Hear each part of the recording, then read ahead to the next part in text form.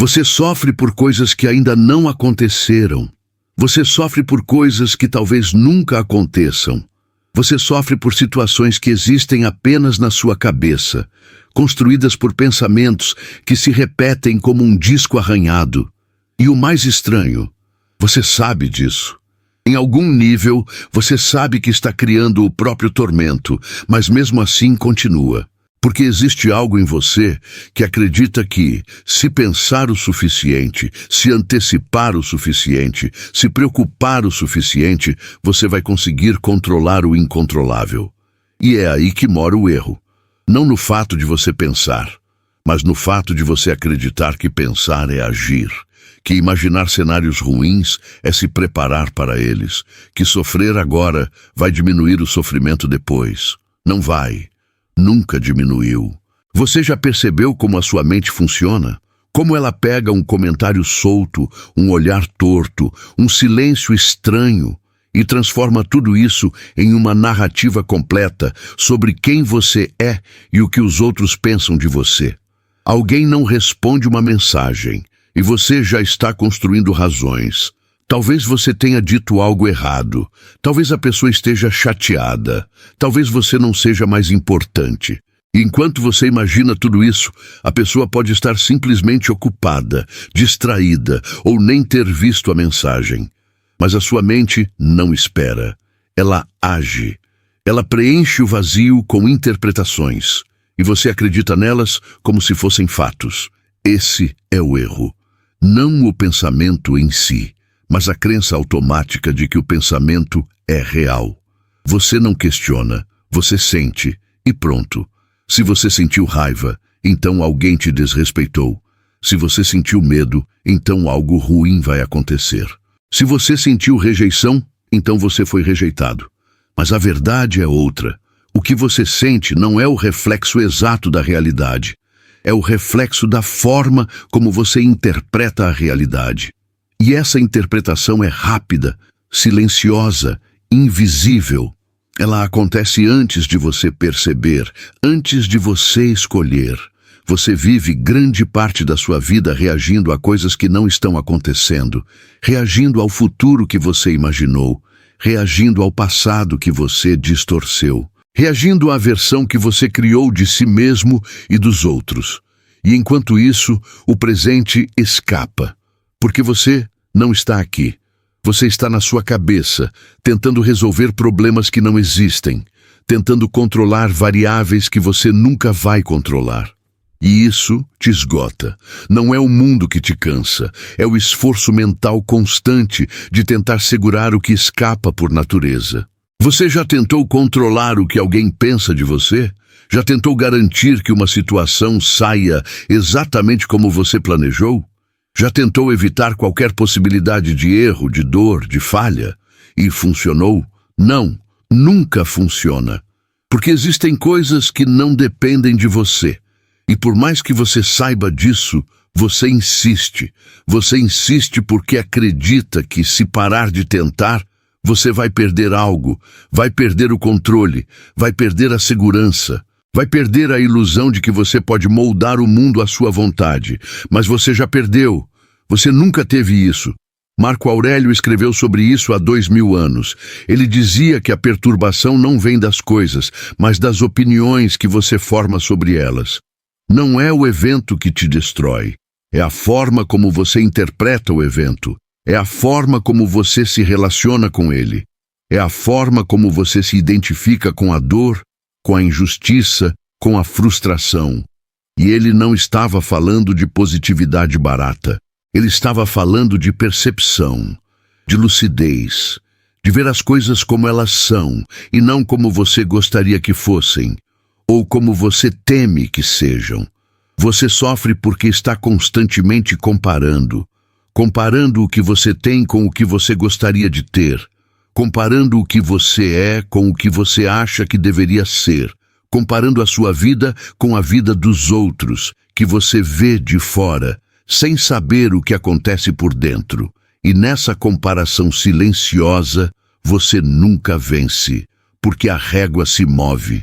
O suficiente nunca é suficiente. O sucesso nunca é completo. A validação nunca é definitiva. Você pode conquistar tudo o que planejou e ainda assim sentir que falta algo, porque o problema não está no que você tem, está na forma como você olha. Você já parou para observar os seus pensamentos sem se envolver com eles, sem acreditar automaticamente, sem reagir, sem tentar resolver, só observar, como quem assiste a um filme. Você percebe como eles surgem do nada, como eles se repetem, como muitos deles não fazem o menor sentido, mas você ainda assim dá atenção? Você acredita que você é os seus pensamentos, que pensar em algo ruim significa que você é ruim, que sentir medo significa que você é fraco, que ter dúvidas significa que você está perdido. Mas você não é isso. Você é quem observa. Você é a consciência que percebe os pensamentos, não os pensamentos em si. E quando você entende isso, algo muda. Não de forma dramática, não de uma hora para outra, mas muda, porque você para de lutar contra si mesmo, você para de tentar controlar cada pensamento, cada emoção, cada reação. Você começa a permitir, a aceitar, não no sentido de resignação, mas no sentido de reconhecer o que está fora do seu alcance e de agir apenas sobre o que está ao seu alcance, que é pouco, muito pouco. Você não controla o mundo, você não controla as outras pessoas, você mal controla a si mesmo. Mas você pode escolher onde colocar a sua atenção. Você pode escolher como interpretar, você pode escolher como responder. A maior parte do seu sofrimento vem da resistência. Você resiste ao que é. Você resiste ao que você sente. Você resiste à incerteza, à imperfeição, à impermanência. Você quer garantias. Você quer segurança. Você quer que as coisas façam sentido.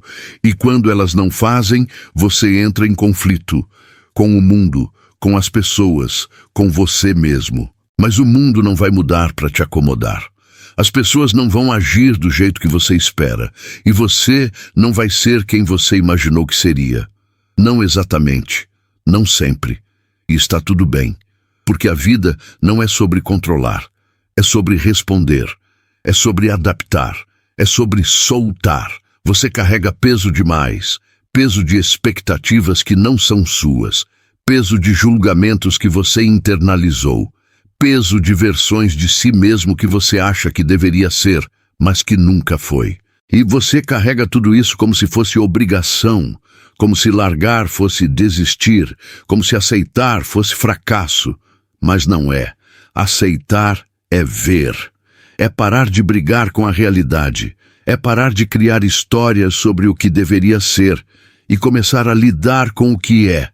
E o que é quase sempre é mais simples do que você imagina, menos dramático, menos definitivo, menos sobre você do que você pensa.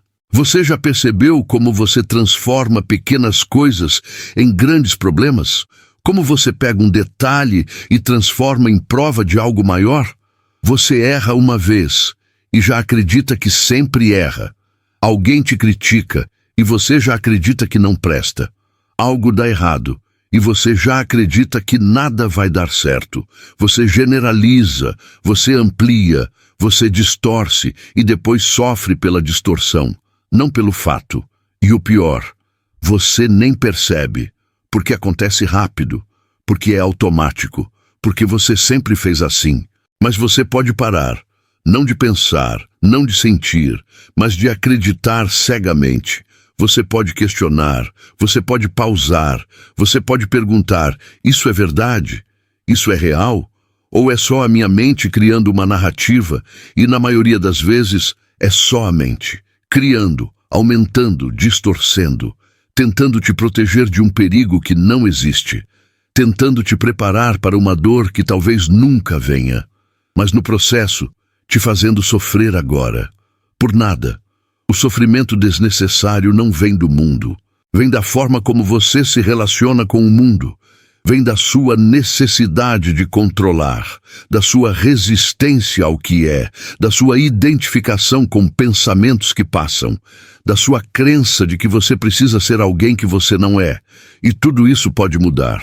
Não porque você vai se esforçar mais, mas porque você vai observar mais, porque você vai questionar mais, porque você vai soltar mais. A pergunta não é como parar de sofrer. A pergunta é, por que você escolhe sofrer pelo que ainda não existe?